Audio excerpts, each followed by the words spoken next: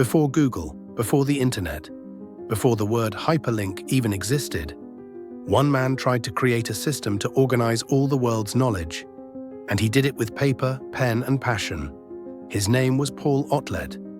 In the early 20th century, long before the idea of a web browser, a Belgian visionary imagined a network of information that spanned the globe, not for profit, not for power, but to make knowledge accessible to everyone. Welcome to Resonant Past, where yesterday's ideas shape tomorrow's world. The year is 1909. In Europe, science and society are surging forward. The Eiffel Tower has been standing tall for 2 decades. Wireless telegraphy is shrinking, the Wright brothers have already flown.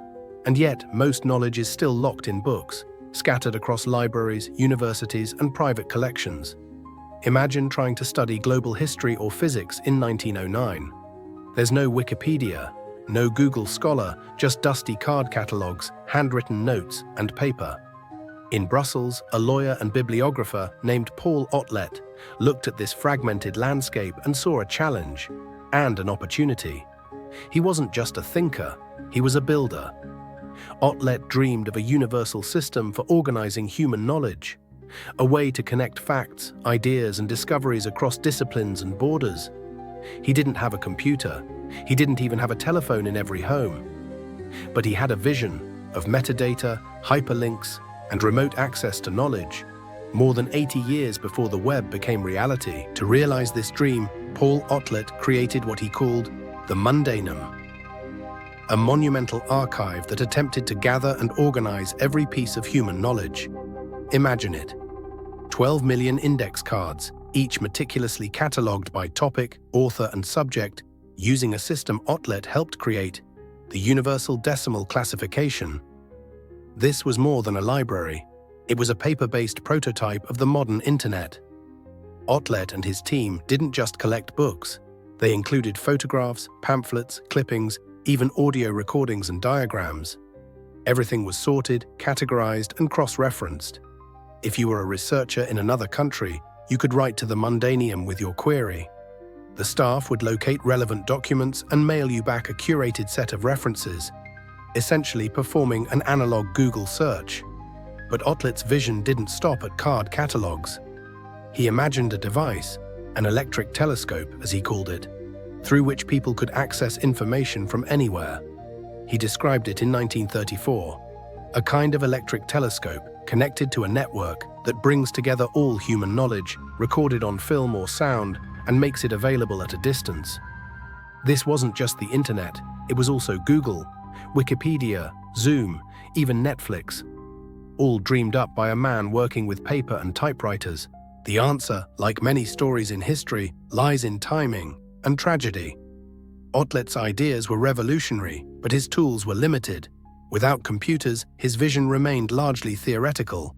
Managing 12 million documents manually required constant funding, staff, and physical space. Then came war. In the 1940s, Nazi forces occupied Belgium. The Mundaneum was shut down, its archive was scattered. Many documents were lost. The building that housed this proto-internet was repurposed as a storage space for Nazi propaganda. Otlet died in 1944, just months before Belgium was liberated. His life's work, the world's first information hub, was nearly forgotten. Meanwhile, across the Atlantic, computing began to evolve.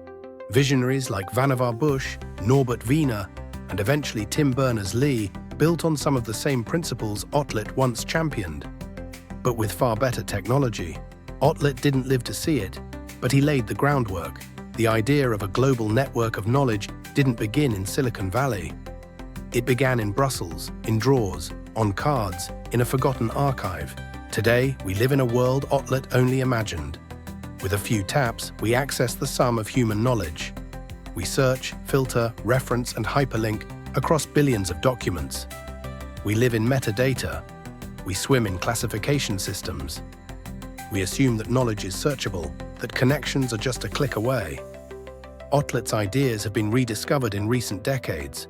The Mundaneum has been revived as a museum in Belgium. Scholars increasingly cite him as a father of information science and a prophet of the digital age. His work reminds us that technological revolutions don't begin with circuits.